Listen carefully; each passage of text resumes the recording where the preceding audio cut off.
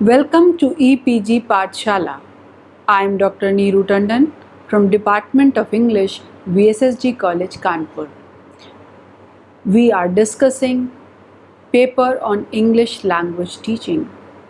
In it, we are discussing research methods, methodologies. In this particular module, we are discussing two types of researches, that is quantitative research and qualitative research. When we talk about the types of research, there are various types of researches in front of us by various names. Now the question comes, when we again classify them as quantitative and qualitative, then what are the parameters? How all those research types may be classified either in the quantitative or in the qualitative, or whether there is any third type, that we all will discuss in this particular module. Now, before going for the type of research, let us consider what are the qualities of a good researcher. If we list them, they are number of, but three essential qualities. Number one is patience. Number two is persistence. And number three is perspicacity. Now what happens when we say that patience? The researcher must have patience, because doing the research work, writing a thesis, is not a child's play, is not a job that can be finished within some months. It takes years and years to complete that thesis, to come to certain conclusion, to propound the research result. Now, having patience, avoiding negativity, avoiding boredom, avoiding the hurdles that come, like you are not getting material, you are not getting the required terminology that way, or your personal problems or environmental problems, just negating all those things. You need patience. Second is persistence. Persistence is also very, very important. You will have to keep on doing the thing that you are doing, keeping the research hypothesis in your mind continuously. You will be focused towards your end result, then only you will get success. Then another word, perspicacity. He or she must have the patience to plod again along through card catalogs, the persistence to continue searching despite discouraging and misleading information, and then there comes perspicacity in recognizing leads which may lead to the mother lode of information being sought. Now what is this perspicacity? The quality of having a ready insight into things, keenness of mental perception and understanding. How it helps? Whenever a researcher is doing the research work, if his mental perception and understanding is keen, then only he can just differentiate between what is useful for his subject and what is not. Otherwise, there is plethora of reading material is available in text as well, in printed form as well as on internet. So how to choose that is a very, very important point, and their researcher needs the guidance from his or her supervisor. Now we were talking about types of research. This module just talks about two types of researches, that is quantitative and qualitative. But you see, there are quantitative, basic research, applied research, longitudinal research, qualitative, descriptive, and classification also. Let us understand these terms as well, like basic versus applied research. What is basic research and what is applied research? So basic research is the fundamental or the pure research. That is the acquired knowledge for the sake of knowledge. I want to know certain things, okay, I will go through them. I will go into deep researches being done by people or already done in the field, and I'll study. I'll come across different subjects. So that is the basic research. Main motivation is to expand man's knowledge and not to create or invent something, not to add to the existing knowledge. So that is the basic research. But for academic purposes, we use applied research. Applied research deals with human and societal problems in the hopes of finding solutions to real world problems like cure illness or develop innovative technology. All the scientists who are constantly trying to just invent some medicine or some other things for the welfare of the human beings, that is known as applied research. This is not trying to postulate theory, but trying to find answers for a specific time, place, and context. Now there is descriptive research. Descriptive research refers to research that provides an accurate portrayal of characteristics of a particular individual, particular situation, or group. It is also known as statistical research. These studies are a means of discovering new meaning, describing what exists, determining the frequency with which something occurs, and categorizing information. Just for an example, if a scientist is trying to do research on earthquakes, so he will like to just go deep into the facts that why these earthquakes come again and again, what is the frequency, what are the problems. So when he goes into this why, where, what, so there is the descriptive research. Another term comes as ethnographic research, which refers to the investigation of a culture through an in-depth study of the members of that culture. So it is related with ethnography. It involves the systematic collection, description, analysis of data for development of theories of cultural behavior. So for this matter, the subject matter will be people, human beings, ethnic groups, and other ethnic formations, their genesis, composition, resettlement, social modes, and material and spiritual culture. In this particular kind of research, data collection is often done with observation, interviews, and questionnaires. Now, exploratory research. It is a type of research which is conducted for a problem that has not been clearly defined. To explain that, explore. It helps determine the best research design, data collection method, and selection of subjects. They are not usually useful for decision making, but they can provide significant insight into the given situation. Now, grounded theory research. It is designed to discover what problems exist in a given social environment and how the people involved they can tackle those problems. Formulation of testing is involved in it, and four things like 4 stages, codes, concept, categories, and theory making are part of it. Then there is historical research, which involves analysis of the events that occurred in the remote or the recent past. Historical research can show patterns that occurred in the past and over time, which can help us to see where we came from and what kind of solutions we have used in the past. So taking help from the past, we can just evaluate the present and make some formulas for the for future. Understanding this can add perspective on how we examine the current events. There are steps involved like identification of the research topic, then data collection, then evaluation of materials, and then data synthesis, and finally the report writing. There is phenomenal research, which is an inductive descriptive research approach developed from phenomenological philosophy. Its aim is to describe the experience as it is actually lived by the people.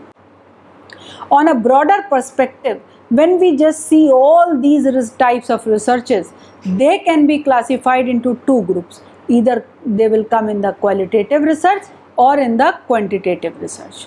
Now it's our job to understand what is qualitative and what is quantitative. Qualitative research is the research that deals with the phenomena that are difficult or impossible to quantify mathematically, such as beliefs, emotions, symbols, meanings, attributes, and the thought process.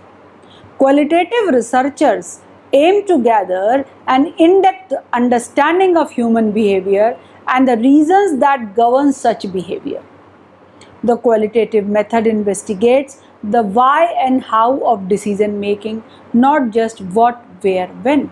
Suppose a research is being conducted on increasing rate of divorce in Indian society. Then what will happen? The researcher will have to find out what is the percentage of divorce, and then he will just try to find out the reasons why the increase in number, what parameters are being changed, where the changes are affecting whom. So all these things will come under this. Then we talk about qualitative research, which enables more complex aspects of person's experience to be studied. Fewer restrictions or assumptions are placed on the data to be collected. Not everything can be quantified or quantified easily. Individuals can be studied in more depth. So good for exploratory research and hypothesis generation.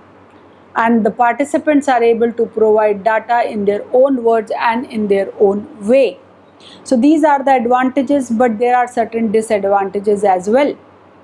It is more difficult to determine the validity and reliability of the linguistic data because the researcher has done and reached to that conclusion after a great research. Everybody who goes to verify cannot do that kind of research. There is more subjectivity involved in analyzing the data, and data overload, that is open-ended questions, can sometimes create lots of data which can take a long time to analyze, and it is pretty time consuming. Now let us talk about quantitative research. Quantitative research refers to the systematic empirical investigation of any phenomena via its statistical, mathematical, or computational techniques. The objective of quantitative research is to develop and employ mathematical models, theories, or hypotheses pertaining to phenomena.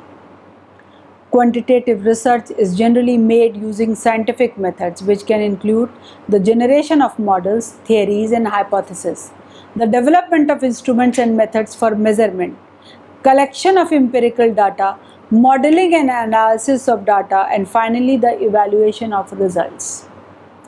There are certain advantages and disadvantages of this research as well. Quantitative research allows the researcher to measure and analyze data. The researcher is more objective about the findings of the research, and quantitative research can be used to test hypotheses in experiments because of its ability to measure data using statistics. These are the quantitative research advantage. Now when we come to the disadvantage, then we can just count the main disadvantage of quantitative research as the context of the study or experiment is ignored. Quantitative research does not study things in a natural setting or discuss the meaning things have for different people. A large sample of the population must be studied for more accurate result, which is not easily possible. Now if you compare the both, then you will find that in quantitative, explanation and prediction is there. In qualitative, explanation and description is there. Here we are using test theories, on the other hand we build theories. Known variables are there, unknown variables are there in qualitative. Then quantitative has large samples while qualitative has small samples. Quantitative uses standardized instruments while qualitative uses observations and interviews and questionnaires. So quantitative is deductive and qualitative is inductive. Quantitative data collection tools. They may be online web sources, face-to-face interviews, phone, telephonic calls, FedEx or mail, or central location intercept. By using any of these methods or all of these methods, data collection can be done. The term qualitative research, which is an imprecise term and which creates problems because qualitative refers to a type of data, not a type of research design. So that creates objections.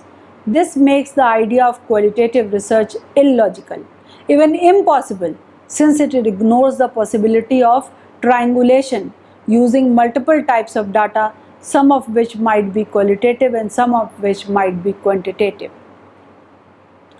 Now, when we define qualitative research, we find that it deals with numbers, whereas qualitative research deals with words. It is the simple definition of both qualitative and quantitative research. But the term qualitative is associated with a range of different other methods, like perspectives also, approaches also, as Mason pointed out. I quote, "Qualitative research, whatever it might be, certainly does not represent a unified set of techniques or philosophies, and indeed has grown out of a wide range of intellectual and disciplinary traditions." Unquote. Denson and Lincoln, they concluded that qualitative research is difficult to define clearly. It has no theory or paradigm that is distinctly shown, nor does qualitative research has a distinct set of methods or practices that are entirely its own. And later they added that qualitative research is many things to many people. It cannot be generalized. Let us have a brief historical overview. The first text that tried to define qualitative methodology is Glaser and Strauss's The Discovery of Grounded Theory, Strategies for Qualitative Research, which was published in 1967, but it did not appear earlier. In this highly influential book, the authors described the use of qualitative procedures by the Qual pointers as non-systematic and non-rigorous. After 1930s, and particularly after World War II, quantitative research methodology produced substantial advances, and qualitative research was relegated to preliminary and exploratory work. The middle of the 20th century was undoubtedly subjugated by quantitative research, and the invaluable merit of Glaser's and Strauss's book was to offer a worthwhile challenge to this domination. In applied linguistics, there has been an increasing visibility and acceptance of qualitative research since the mid-1990s.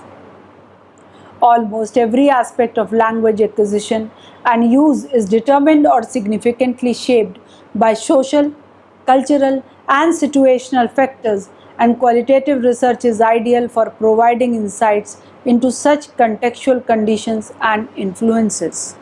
The nature of qualitative data is also important for this particular category.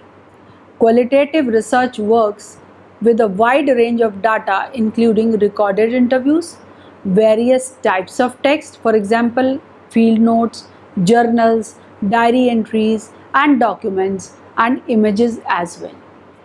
During data processing, most data are transformed into a textual form. For example, interview recordings are transcribed because most qualitative data analysis is done with the help of the words. Because the common objective of all the different types of qualitative methods is to make sense of a set of meanings in the observed phenomena, it is indispensable that the data should capture rich and complex details. Therefore, in order to achieve such a thick description, almost any relevant information can be admitted as qual data. Qualitative research is fundamentally interpretive, which means that the research outcome is ultimately the product of the researcher's subjective interpretation of the data.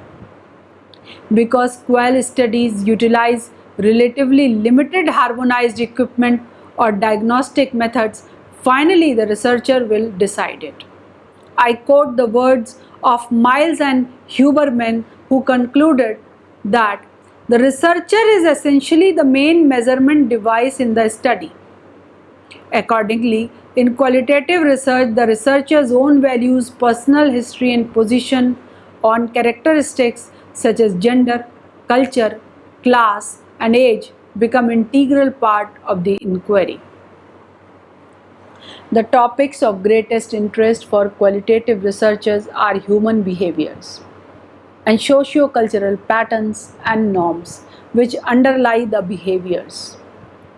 Data are viewed in a holistic fashion without attempting to separate them into their components and preferably following the interpretations of the people who are the object of the research work.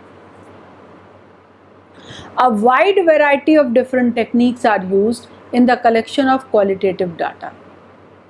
Marcotte argues that the key questions for the qualitative methodology chapter are: how did you go about your research? What overall strategy did you adopt and why? What design and techniques did you use? Why those and not others? The most commonly used qualitative data collection methods include ethnographies, interviews, case studies, diaries, journals, and observational techniques.